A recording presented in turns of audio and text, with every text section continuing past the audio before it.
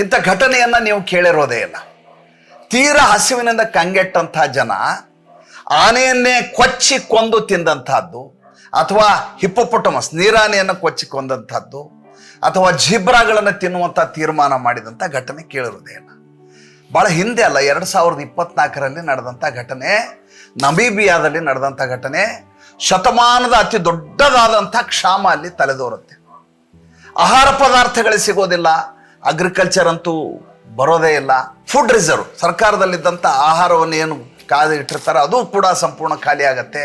ಆವಾಗ ಅಲ್ಲಿಯ ಜನ ಒಂದು ತೀರ್ಮಾನ ಮಾಡ್ತಾರೆ, ತಮ್ಮ ಅರಣ್ಯದಲ್ಲಿರುವಂಥ ಆನೆಗಳು ಮತ್ತು ಹಿಪ್ಪೋಪೊಟಮಸ್ಗಳು, ಜಿಬ್ರಾಗಳನ್ನು ಹೊಡೆದು ಸಾಯಿಸಿ ಅದರ ಆಹಾರವನ್ನು, ಮಾಂಸವನ್ನು ತಿಂದ್ಕೊಂಡು ಬದುಕೋಣ ಅಂತ. ಭಾಳಷ್ಟು ಜನ ಹಸಿವಿನಿಂದ ಅಷ್ಟೊತ್ತಿಗೆ ಸತ್ತು ಹೋಗ್ಬಿಟ್ಟಿರ್ತಾರೆ. ತೀರಾ ಕ್ಷಾಮ ಅಂದರೆ ತೀರಾ ಕ್ಷಾಮ, ಅದನ್ನು ನಾವು ಕಲ್ಪನೆಯನ್ನು ಮಾಡ್ಕೊಳ್ಳಿಕ್ಕೆ ಸಾಧ್ಯ ಇಲ್ಲ, ಊಹಾತೀತವಾದಂಥದ್ದು. ಈ ವಿಷಯ ಅಹಮದಾಬಾದ್ನಲ್ಲಿರುವಂಥ ತಪೋವನ್ ಎನ್ನುವಂಥ ಸಂಸ್ಥೆಗೆ ಗೊತ್ತಾಗುತ್ತೆ. ಜೈನ್ ಸಂಘಟನೆ ತಪೋವನ್ ಸಂಸ್ಥೆಗೆ ಗೊತ್ತಾಗುತ್ತೆ, ನಮೀಬಿಯಾದಲ್ಲಿ ಇಂಥದ್ದೊಂದು ಭಾಳ ದೊಡ್ಡ ಕ್ಷಾಮ ತಲೆದೋರಿದೆ ಅಂತ. ಅವ್ರು ತೀರ್ಮಾನ ಮಾಡ್ತಾರೆ, ನಾವಿಲ್ಲಿಂದ 27 ಮೆಟ್ರಿಕ್ ಟನ್ ಆಹಾರವನ್ನು ಅಲ್ಲಿ ಕಳಿಸ್ತೀವಿ, ಅದಕ್ಕೆ ವ್ಯವಸ್ಥೆ ಮಾಡಿಕೊಡಿ ಅಂತ ರಾಜತಾಂತ್ರಿಕರ ಮೂಲಕ ವಿಷಯವನ್ನು ಕಳಿಸ್ತಾರೆ. ರಾಜತಾಂತ್ರಿಕ ಒಪ್ಪಿಗೆಯನ್ನು ಪಡೆದು ಇಲ್ಲಿಂದ 27 ಮೆಟ್ರಿಕ್ ಟನ್ ಆಹಾರವನ್ನು ಕಳಿಸಲಾಗತ್ತೆ, ಜೊತೆಗೆ ವ್ಯವಸಾಯಕ್ಕೆ ಬೇಕಾದಂಥ ಸಲಕರಣೆಗಳನ್ನು ಕಳಿಸಲಾಗತ್ತೆ, ಜೊತೆಗೆ ವೈದ್ಯಕೀಯ ಸೌಲಭ್ಯಕ್ಕೆ ಬೇಕಾದಂಥ ಔಷಧಿಗಳನ್ನು ಕಳಿಸಲಾಗತ್ತೆ. ಸರ್ಕಾರಕ್ಕೆ ಇದು ಗೊತ್ತಾಗಿಬಿಡುತ್ತೆ, ಭಾರತ ಸರ್ಕಾರಕ್ಕೆ.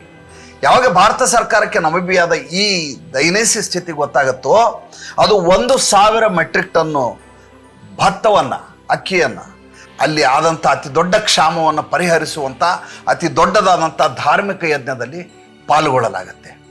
ಒಂದು ಸಂಘಟನೆ, ಒಂದು ದೇಶಕ್ಕೆ ಈ ರೀತಿಯ ನೆರವನ್ನು ನೀಡುವುದು ತೀರಾ ಅಪರೂಪದಲ್ಲಿ ಅಪರೂಪ.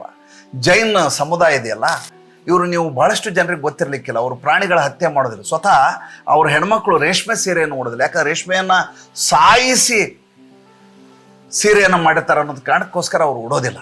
ಅಂಥ ದಯಾಳುಗಳಾದಂಥ ಜನ ಒಂದು ದೇಶಕ್ಕೆ ಮಿಡಿದಂಥ ಈ ಘಟನೆ ಇದೆಯಲ್ಲ, ಇದು ಇತಿಹಾಸದಲ್ಲಿ ದಾಖಲಾಗಬೇಕು ಅಲ್ವಾ?